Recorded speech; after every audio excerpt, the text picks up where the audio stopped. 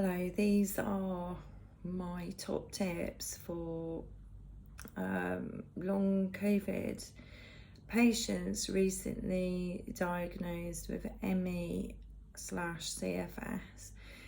And a little bit of background, I was diagnosed with ME/CFS in October 2015.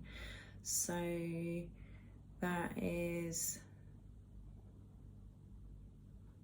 5.5 years ago, and I started having weird symptoms a couple of years before that. So you could say about 7.5 years living with a lot of different symptoms. And on reflection, there are some things that I wish I'd done, or I wish I'd known about when I was first diagnosed. The situation's a bit different for me because I had a gradual onset, and people with long COVID that get diagnosed with ME/CFS will be having a sudden onset, i.e. you get infected with COVID and it just carry on having symptoms. So this happens a lot in people with ME who've had glandular fever, Lyme's disease. For me, I had dengue fever 3 times. However, I did recover, but then I had lots and lots and lots of stress and a predisposition for thinking that I could exercise my way back to health. So I absolutely thrashed myself, and this is where I've ended up. So if you have had COVID and now you've got long COVID and it's looking like you're gonna be diagnosed with ME, or you have, number one, don't even think about going back to work. I know that some people have tried to go back to work. I've been on the long COVID forum, and some people are looking at trying to go back to work. Do everything you can to not go back to work until you are 100% recovered, because if you don't, it's highly likely that you will carry on overdoing it and it will take longer to recover. That's it. That's my number one tip. Because if you're going to work, you will be using up all of your energy at work, which means that you won't be able to cope at home. It means that you won't be getting the rest that you need, and you won't be doing all the other stuff that you need to do. So that's my number one tip. Don't go back to work till you're 100% recovered. I know it's difficult financially, but you need to sort your health out. So that's my number one top tip. My number 2 top tip is learn everything you can about sleep hygiene so that you can get your sleep cycle sorted out. There's a really good video by Dr. Andrew Huberman. I've been through various phases of sleeplessness and insomnia, and the benzodiazepines don't do anything, zolpidem does nothing. It's really bad news taking any of that stuff for more than a couple of days. They're really meant for acute sleep issues, like after an accident or massive trauma or whatever. You can sort your sleep out like I have with very, very strict sleep hygiene.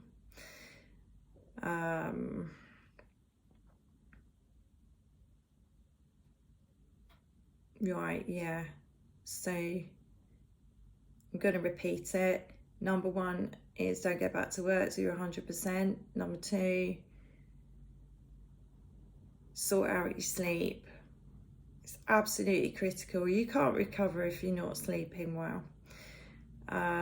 Number 3 is do a proper MBSR mindfulness course. That's mindfulness based stress reduction.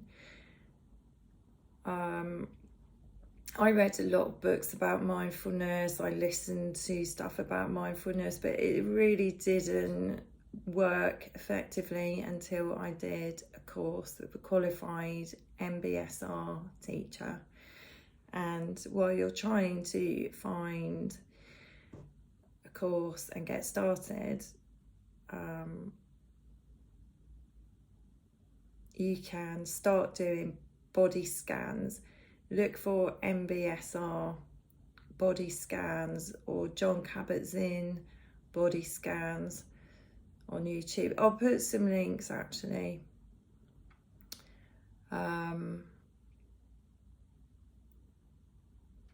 If I had known then, when my condition was still mild, what I know now, I really believe that I wouldn't have gone from a mild condition to what is now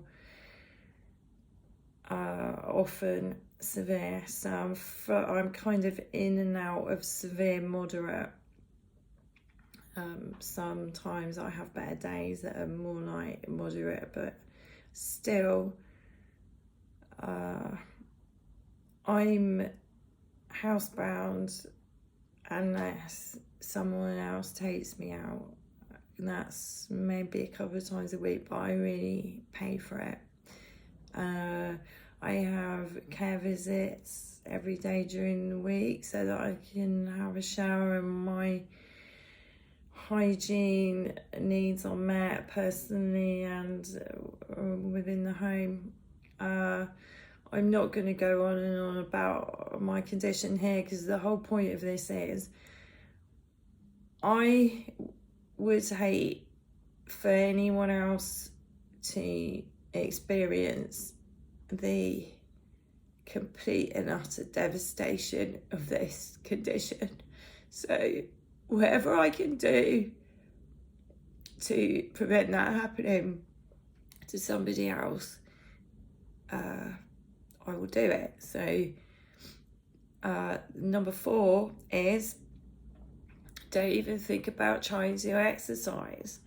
Whatever you think about how you were able to exercise before, forget that. Imagine that you're starting all over again. So really doing stuff around the house until you're much, much better is enough. You know, I can't even vacuum for more than 2 minutes with a really, really light vacuum cleaner. So if you're doing housework, you're cooking or washing up, that's it. It's enough activity. And then if you feel like you've got the energy to go out, short, gentle walk. On a good day, I can do 5 to 7 minutes.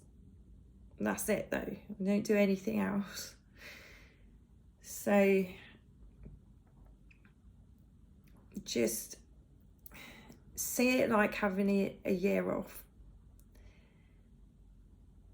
If you're starting to try to recover, don't think you're going to be bouncing back to your normal activity. You know,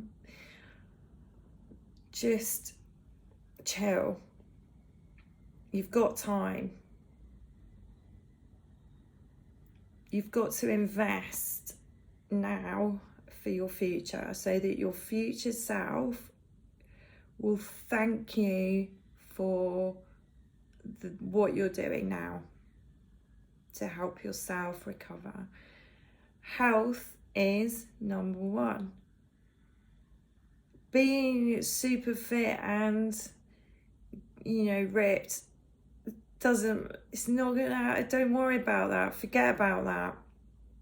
Forget about money and, nice things and holidays and all the rest of it.